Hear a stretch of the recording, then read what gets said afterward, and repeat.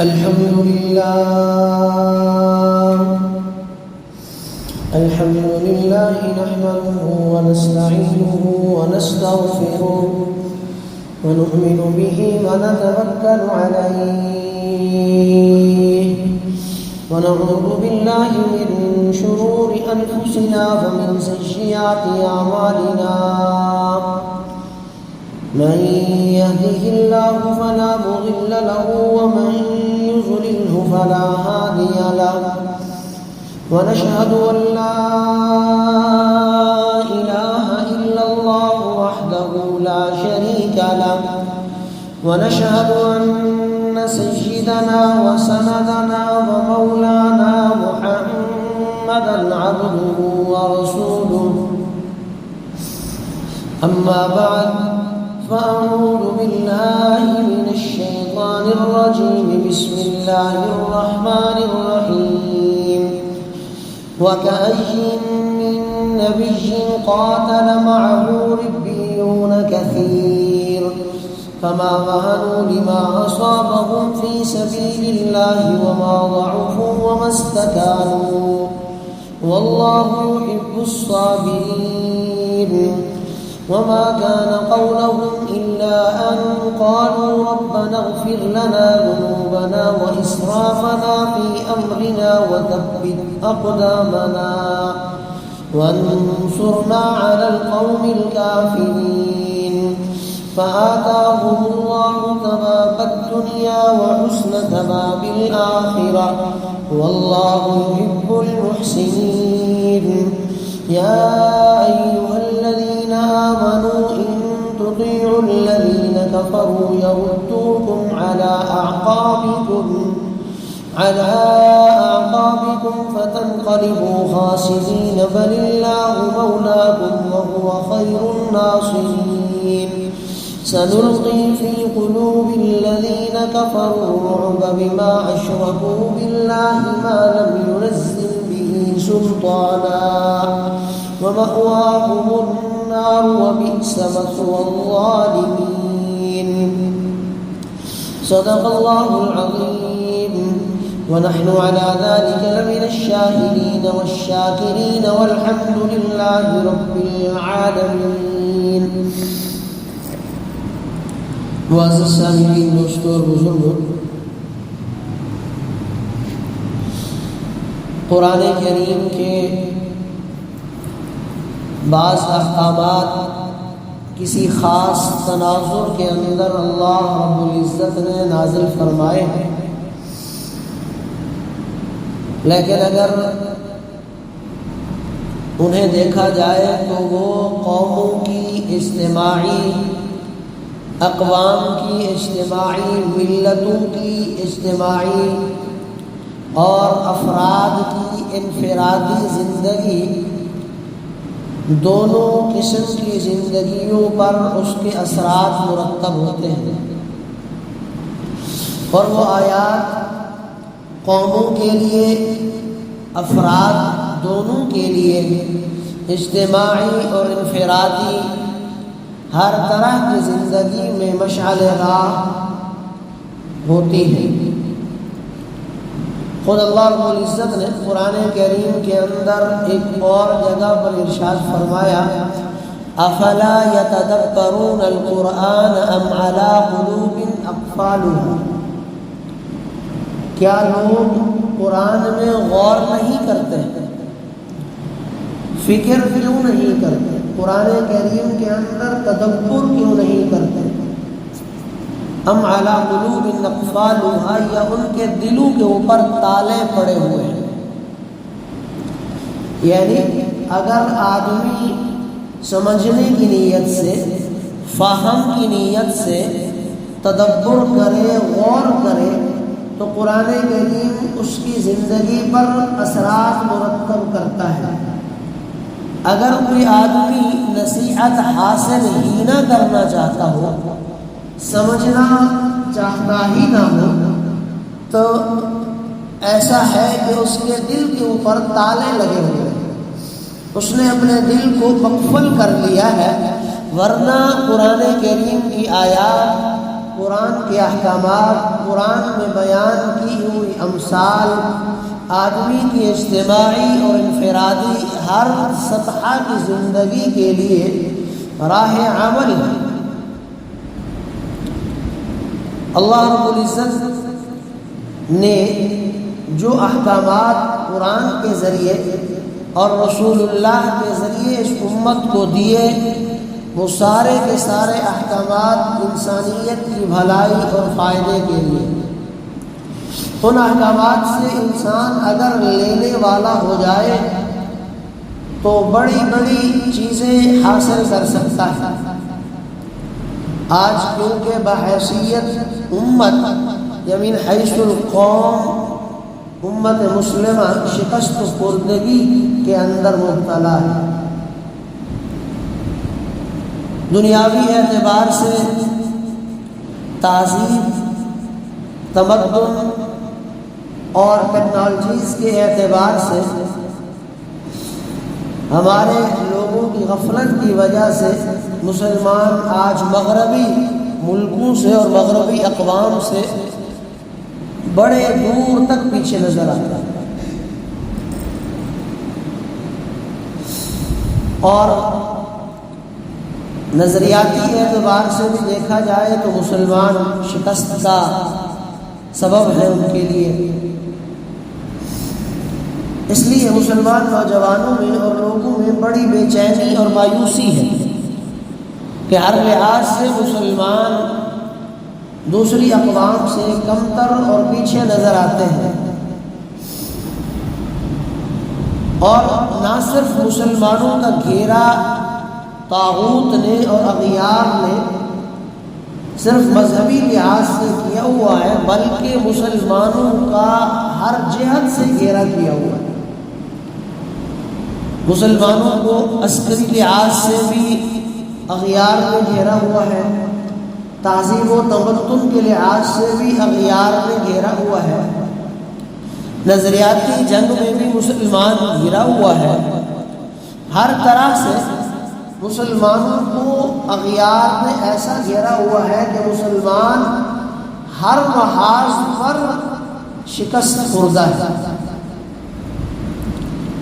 یہ نہیں ہے کہ اب مسلمان عسکری لحاظ سے دوسری اقوام سے بہت زیادہ پیچھے ہے، یا مسلمانوں پر عسکری اعتبار سے بڑے مظالم ڈھائے جا رہے ہیں۔ مورخین نے تتاریوں کے حملے کو عسکری اعتبار سے اس کائنات کی تاریخ کا سب سے بڑا حملہ قرار دیا تھا۔ وہ لوگ مسلمانوں کی جان کے صرف دشمن نہیں تھے، بلکہ مسلمانوں کی جان کے بھی دشمن تھے اور علم کے بھی دشمن تھے۔ وہ جس جگہ جاتے تھے صرف مسلمانوں کو قتل نہیں کرتے، بلکہ وہاں کے کتب خانوں کو جلا دیا کرتے تھے، وہاں کی کتابوں کو آگ لگا دیا کرتے تھے۔ وہاں آپ نے سنا ہوگا کھوپڑیوں کا مینار تعمیر کرنا تتاریوں کا بڑا محبوب مشغلہ تھا۔ صحرائے گوبی یعنی چائنا کے منگول علاقوں سے اٹھنے والے وہ لوگ بغیر کسی تہذیب و تمدن کے لوگ تھے۔ نہ ان کی کوئی تہذیب تھی، نہ کوئی لٹریچر تھا، نہ کوئی ثقافت تھی، نہ کوئی تمدن تھا۔ وہ انسانوں کی کھوپڑیوں سے مینار تعمیر کر کے بڑے خوش ہوتے تھے، اور اس کو دیکھنا ان کے لیے بڑا بھلا معلوم ہو۔ اس لیے عسکری الغار میں تو ان سے بڑھ کر کوئی بھی نہیں۔ خون کی ندیاں جیسے انہوں نے قتل کر کے بہائی، ایسے کتابوں کو دریاؤں میں پھینک کر دریاؤں کے پانی کو کتابوں کی سیاہی سے کالا کر دیا۔ دجلہ کا پانی 1 ماہ تک کتب خانوں کی وجہ سے کالا سیاہ رہا۔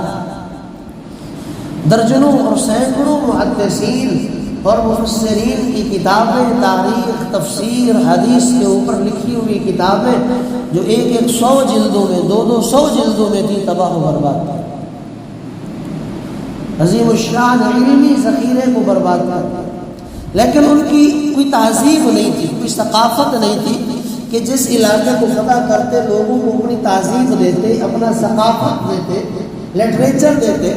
لہٰذا نتیجہ یہ ہوا کہ مسلمان علاقوں کو فتح کرتے کرتے کچھ ہی عرصے میں وہ سارے منگول بھی مسلمان بن گئے، مسلمان حاکم بن گئے۔ منگول برقع خان پہلا مسلمان حاکم تھا منگولوں میں سے جو مسلمان ہوا تھا، چنگیز خان کا بھتیجا تھا یا پوتا تھا، تو وہ خود مسلمان بن گئے۔ لیکن اب جو مسلمانوں کے دشمن، اب اغیار جو مسلمانوں کے خلاف کام کر رہے ہیں، ان کی اپنی ایک تہذیب ہے، ان کا اپنا ایک تمدن ہے، اپنا ایک کلچر ہے، اور ان کا کلچر اس قدر تیزی سے آگے بڑھا ہے کہ آج سارے مسلمان ان اغیار کے کلچر کے اندر پھنسے ہوئے ہیں۔ عسکری اعتبار سے تو اب دیکھیں کہ اکثر مسلمان ملکوں میں اغیار کی فوج نہیں ہے، امریکہ کی، برطانیہ کی، یورپی ملکوں کی فوج باقاعدہ فزیکل اور عملاً موجود نہیں ہے، لیکن ان لوگوں کا کلچر وہاں عملاً موجود ہے، ان لوگوں کی تہذیب وہاں عملاً موجود ہے، ان کی فکر وہاں عملاً موجود ہے۔ سیکس فری ایجوکیشن، معاشرے اور سیکس فری ایجوکیشن یہ تو اب تو بڑا لازم ملزوم ہے۔ ایسی یونیورسٹیوں میں علماء کو جانے ہی نہیں دیا جاتا جو اس سیکس والے معاملے پر بات کرتے ہیں۔ LGBT رائٹس کا کہہ کر ایسے علماء کو اندر داخلے کی اجازت نہیں ہے بیانات کے لیے، یونیورسٹی میں جا کر کے وہ بیان کرے اس کی اجازت نہیں دی جاتی کہ یہ عالم جو ہے وہ ہمارے تہذیب و کلچر کے خلاف بات کرتا ہے، سیکس کے خلاف بات کرتا ہے۔ یعنی ان کا ایک معاشرتی نظام مسلمانوں میں رائج ہے، اپنے ماں باپ کو اولڈ ہوم میں چھوڑنا، بیٹیوں کی پیدائش پہ واویلا کرنا، یا بچیوں کو جاب کے لیے گھر سے باہر نکالنا، یہ سارے مغربی تہذیب کے شاخسانے ہیں۔ اور مغربی کلچر اتنا آگے بڑھ چکا ہے کہ آج مسلمانوں کے ہر گھر میں میاں کے ساتھ اس کی بیگم بھی جاب پہ جانے لگتی ہے اور باقاعدہ اس پہ فخر کرتی ہے۔ اللہ نے جس کو گھر کے اندر بٹھایا، وَلَا تَبَرَّجْنَ تَبَرُّجَ الْجَاهِلِيَّةِ الْأُولَىٰ، کہا کہ تیری پاسیب کی چھنچھار کی آواز باہر نہ جائے، تیری آواز باہر نہ جائے، تو کسی مرد سے بات نہ کرے، اگر کوئی بات کرنی پڑے تو کھردرا رویہ اختیار کر کے بات کرے۔ آج وہ آفس میں بیٹھ کے زینت محفل، یہ وہ دفتر میں بیٹھ کے لوگوں کو متوجہ کر دے۔ تو یہ اغیار کا عسکری حملے سے زیادہ ان کی تعظیم و تمدن نے مسلمانوں کو بگاڑا۔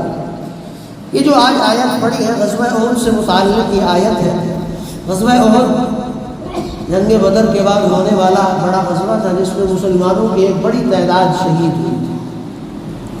اللہ رب العزت نے اس غزوے کے حالات کو قرآن کریم میں بیان کیا، اور مفسرین اور محدثین نے کتاب المغازی حدیث کی کتابوں میں ایک مکمل باب ہے رسول اللہ کی جنگوں کی تفصیل کی، اور صحابہ نے ایک ایک ذرے کا نقشہ کھینچا۔ جبل احد جانے والے حضرات کو اگر اچھا گائیڈ مل جائے تو وہ ساری صورتحال بتا سکتا ہے کہ امام الانبیاء نے کس کس پہاڑی میں کیسے کیسے پوزیشن لی۔ اگر بہت پہاڑ آدمی کی پشت کے پیچھے ہو تو جبل الرمات دائیں طرف پڑتا ہے، اور جبل الرمات کے اوپر 50 تیر اندازوں کا دستہ امام الانبیاء نے مقرر کیا تھا، اور انہیں حکم تھا کہ تم کسی صورت بھی اس جنگ میں نیچے نہیں اترنا۔ مسلمانوں نے لڑائی کی، ابتداء فتح ہوئی، وہ 50 تیر اندازوں کا دستہ فتح کے حالات کو دیکھ کر اجتہادی طور پر نیچے اتر آئے۔ 4 یا 5 لوگ رہ گئے جو وہاں ٹکے رہے اپنی جگہ پر۔ ان کا کہنا تھا اللہ کے رسول کا حکم تھا کہ کچھ بھی ہو جائے تم نے اس پہاڑ کی گھاٹی سے نیچے نہیں اترنا۔ اور بقیہ صحابہ کہنے لگے کہ رسول اللہ کا حکم جنگ تک تھا، اب جنگ ختم ہو گئی، اب حکم بھی ختم ہو گیا، اب نیچے آ سکتے ہیں۔ بہرحال خالد بن ولید جو اس وقت مسلمان نہیں تھے اور لشکر کے ایک حصے کی کمانڈ تھی، اگرچہ پورا لشکر نہیں تھا، پورا لشکر تو ابو سفیان کے کنٹرول میں تھا، تو ایک لشکر کے حصے کو لے کر جبل الرماد کی عقبی طرف سے چڑھے اور ان 5 صحابہ کو شہید کر کے میدان میں نیچے اترے۔ اور اس وقت پھر بڑا شور و غوغا ہوا، بھگدڑ ہوئی، اللہ کے رسول علیہ السلام زخمی بھی ہوئے، ایک غار میں آپ کو پناہ لینی پڑی۔ بہرحال صحابہ کی بڑی اموات ہوئی۔ وہ جو چند لمحے پہلے فتح کا منظر تھا اور مال غنیمت کا منظر تھا، اب وہی جگہ شکست میں بدلی اور مسلمان شکست خوردہ ہوئے اور لاشوں کے انبار پڑے۔ ابو سفیان اور اس کے ہم نوا لوگ چلے گئے۔ کچھ دور راستے میں جا کر ابو سفیان کو خیال آیا کہ مسلمانوں کے حوصلے تو بڑے پست ہو چکے ہیں، بچے کھجے مسلمان ہیں، لڑنے کی سکت بھی نہیں ہے، اگر ایک دم حملہ کریں تو ان سارے مسلمانوں کا آج خاتمہ ہو سکتا ہے۔ اس وقت اللہ رب العزت نے یہ آیت نازل فرمائی، سنلقی فی قلوب الذین کفروا الرعب، کہ ہم نے ان کافروں کے دلوں کے اندر رعب ڈالا۔ ورحین نے لکھا ہے محدثین نے کہ ابو سفیان نے جب اپنے لشکر کو کہا کہ دوبارہ حملہ کرنا ہے تو جو ہی وہ پلٹا، اللہ کے رسول کو بذریعہ وحی اطلاع دے دی گئی، اور اسی وقت ہی ان سب کے دلوں کے اندر اللہ نے ایسا خوف بھر دیا مسلمانوں کا کہ وہ ایک قدم بھی واپس نہیں پلٹے، پھر دوبارہ آگے چلے، حالانکہ پورا کا پورا لشکر روک کر مکمل ارادہ کر لیا۔ تو اللہ نے فرمایا کہ ہم رعب ڈال دیتے ہیں ان لوگوں کو دلوں کے اندر جو شرک کرتے ہیں۔ صحابہ کرام کی یہ حالت دیکھ کر مدینہ منورہ کے منافقین نے کہا تھا تم ایسا کرو کہ یا تو ابو سفیان کے پاس چلے جاؤ اور جا کر ان سے امان طلب کر لو، تم ہار چکے ہو، ان سے امان مانگ لو، ہو سکتا ہے کہ وہ اگلی جنگ لڑنے سے پہلے تم سب کو معاف کر دیں۔ یہ دوسری صورت یہ ہے کہ تم سارے کے سارے اپنے اسی دین میں واپس آ جاؤ جس دین کی وجہ سے ابو سفیان اور اہل مکہ تم سے اب لڑ رہے ہیں۔ اس وقت اللہ رب العزت نے یہ آیات نازل فرمائی، وَكَأَيٍّ مِّن نَّبِيٍّ قَاتَلَ مَعَهُ رِبِّيُّونَ كَثِيرٌ، اور کتنے ہی نبی اور پیغمبر ایسے تھے کہ ان کے ساتھ کئی اللہ والوں نے مل کر لڑائیاں لڑی۔ نبی صرف اکیلے نہیں تھے بلکہ ان کے ساتھ کئی اللہ والے تھے، عبادت گزار تھے، متقی تھے، جنہوں نے پیغمبروں کے ساتھ مل کر لڑائیاں لڑی ہیں کفر کے خلاف۔ لیکن ان کی خصوصیت کیا تھی؟ فما بَعْدُ لِمَا أَصَابَهُمْ فِي سَبِيلِ اللَّهِ، میدان جنگ میں جو بھی انہیں کوئی تکلیف پہنچی کبھی وہ وہن میں مبتلا نہیں تھے، وما ضعفوا، نہ کبھی ضعیف ہوئے، وما استکانوا، نہ کبھی استقامت کا شکار ہوئے۔ یہ وہن، ضعف اور استقامت، اللہ نے تین چیزیں بیان فرمائی، نہ وہن میں مبتلا ہوئے، نہ ضعف میں، نہ استقامت میں۔ وہن کہتے ہیں کہ خوف میں کبھی مبتلا نہیں ہوئے، سینکڑوں لڑائیاں لڑی مسلمانوں نے، کبھی خوف میں مبتلا نہیں ہوئے، کفار کی عظمت اور طاقت کو دیکھ کر مسلمان کبھی خوف زدہ نہیں ہوئے۔ دوسری چیز فرمائی ضعف، مسلمانوں میں کبھی کمزوری نہیں آئی، ڈر گئے ہوں، پیچھے بھاگ گئے ہوں، میدان جنگ کو چھوڑ دیا، کبھی ایسا نہیں ہوا۔ اور تیسری چیز استقامت نہیں تھی مسلمانوں میں، کبھی یعنی ظالم سے اہل اسلام کبھی دبتے نہیں، مسلمان کبھی دبتا نہیں ہے۔ اللہ کے احکامات کو چھوڑ کر چشم پوشی کر لے، گناہ کو دیکھ کر چشم پوشی کر لے، ظالم کو ظلم کو دیکھ کر مسلمان چشم پوشی کر لے، فرمایا ایسا نہیں۔ مسلمان میں تین خصوصیات ہیں، اور وہ تین خصوصیات یہ ہیں کہ مسلمان کبھی خوف میں مبتلا نہیں، مسلمان کبھی کمزور نہیں، اور مسلمان کبھی دبتا نہیں۔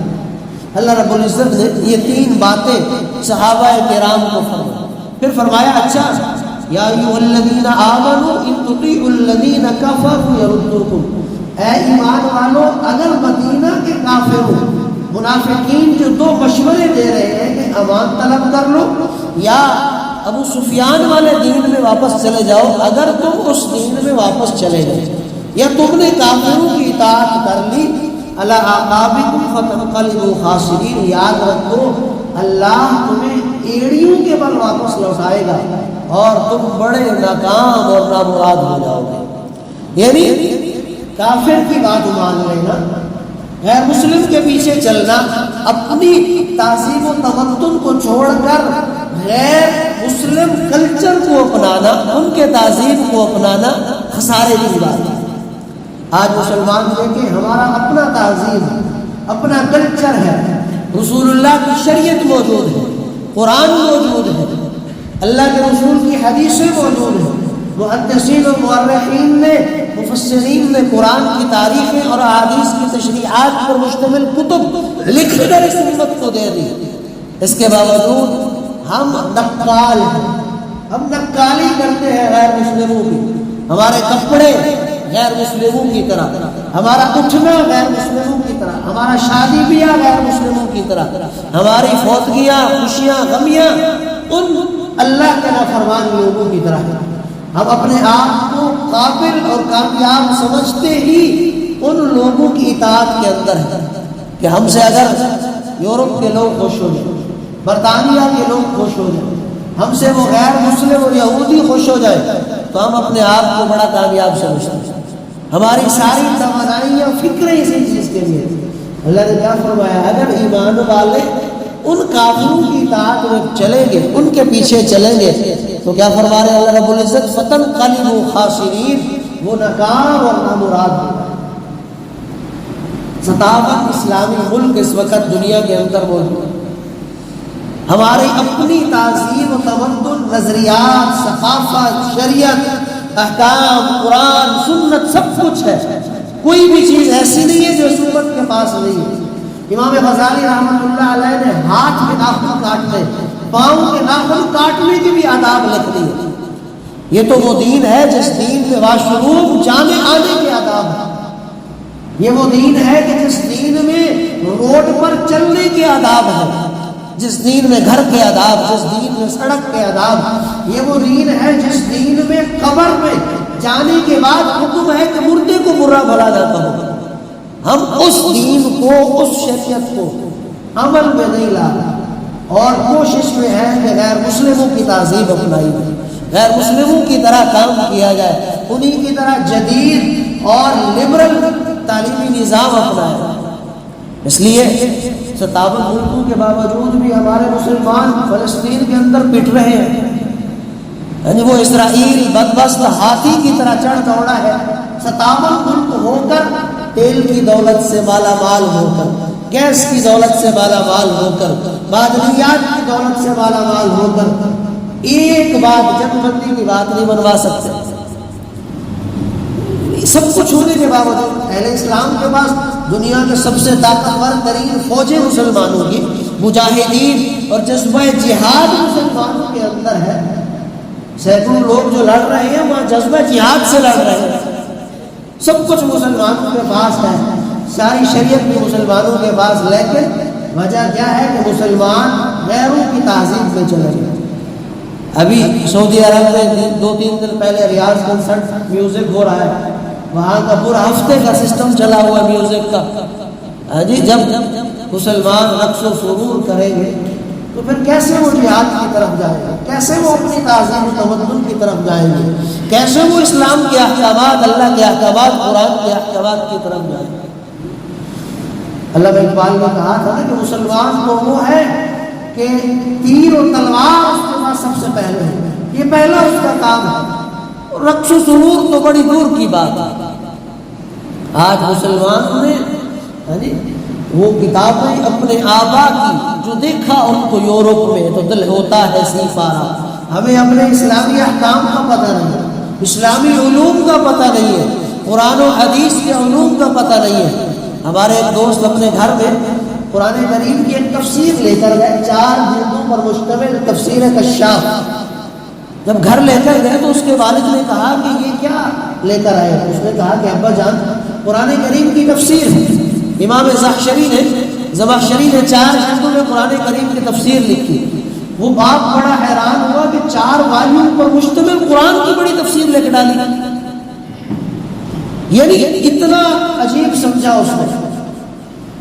تو اپنے استاد کو اس نے بتایا، استاد نے کہا کہ تم نے اپنے والد کو بہار الانوار میں دکھائی 110 جلدوں پر مشتمل قرآن کی تفسیر، لیکن ہمیں علم ہی نہیں۔ قرآن کریم کی خدمت کرنے والے نے کتنی خدمتیں کی، ایک آیت پر سینکڑوں اقوال لکھ ڈالے، سینکڑوں باتیں لکھ ڈالی۔ ایک حدیث کے سفر میں صحابہ نے کئی علاقوں کے سفر کر ڈالے۔ ہمیں ان کا پتہ ہی نہیں ہے. ہمیں گھر بیٹھے ماں کی گود میں اسلام مل گیا, ماں کی گود میں کلمہ مل گیا, پیدا ہونے کے بعد آدھے گھنٹے پونے گھنٹے میں مسلمان بن گئے, اس کے بعد علم ہی نہیں ہے, قدر ہی نہیں ہے دین کی. ہمیں رسول اللہ کی قدر نہیں رہی, شریعت کی قدر نہیں رہی, احکامات کی قدر نہیں رہی. ہمارے گھر میں, ہمارے خاندان میں ہم خود کتنے اللہ کے احکامات, رسول اللہ کے طریقوں کو توڑتے بلکہ پاؤں تلے روندتے ہوئے آگے نکل جاتے. ہمیں نہ شریعت کا پتہ, نہ دین کا پتہ, نہ احکامات کا پتہ, بس ہم نام کے مسلمان ہیں.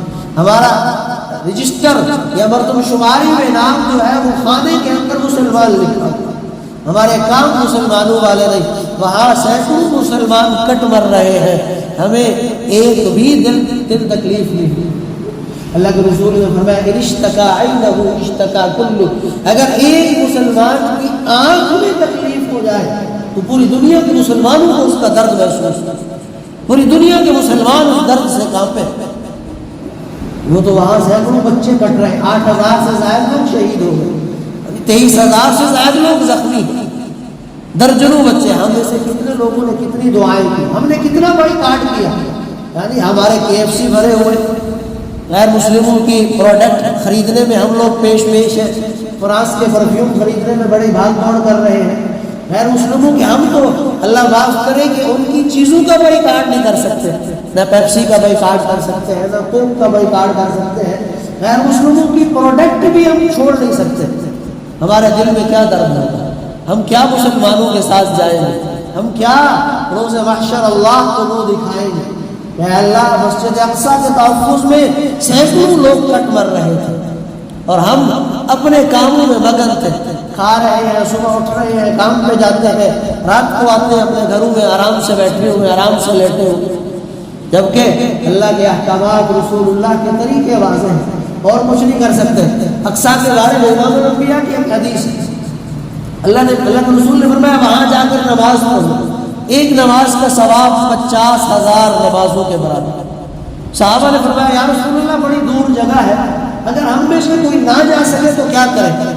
آپ نے فرمایا اچھا ایسا کرو, وہاں جو قافلے جا رہے ہیں نا, ان قافلے والوں کو اقصیٰ کے اندر چراغ جلانے کے لیے تھوڑا سا تیل دے دو تاکہ وہ تمہارے تیل سے اقصیٰ کے اندر چراغ جل سکے. یعنی یہ بتلا دیا کہ جا نہیں سکتے, اخلاقی مدد تو کر سکتے ہو نا. وہاں چراغ جلانے کے لیے پیسے دینا بھی وہاں جانے کے مترادف. اقصیٰ کے اندر کئی پیغمبر پہلے, درجنوں بنی اسرائیل کے پیغمبر وہاں رہائش پذیر رہے, ان کی قبریں وہی ہیں, وہ وہاں رہے. آج تو مسلمانوں میں سے اکثر لوگوں کو علم ہی نہیں ہے, مسلمانوں میں سے اکثر کو علم ہی نہیں ہے. وہ کہہ رہے ہیں اندرونی معاملہ ہے, ایک مسلمانوں کا علاقہ, مسلمان تباہ ہو رہے ہیں, اللہ کے رسول کے امتی تباہ ہو رہے ہیں. یہ ساری چیزیں اس وقت پیدا ہوں گی جب ہم ان 3 چیزوں کو چھوڑ دیں گے, وہن, ذوق اور استقامت. ہر معاملے میں اللہ سے مدد طلب کرنا, کبھی کمزور نہ ہونا, کبھی خوف نہ کرنا, اور حق بات کہنے سے کبھی دبنا نہیں. اگر مسلمان یہ 3 صفات اپنا لے تو اللہ کی مدد و نصرت جیسے صحابہ کے ساتھ تھی اس قوم کے ساتھ بھی. دعا کرے اللہ تعالی عمل کی توفیق عطا فرمائے. باقی دعوانا الحمدللہ.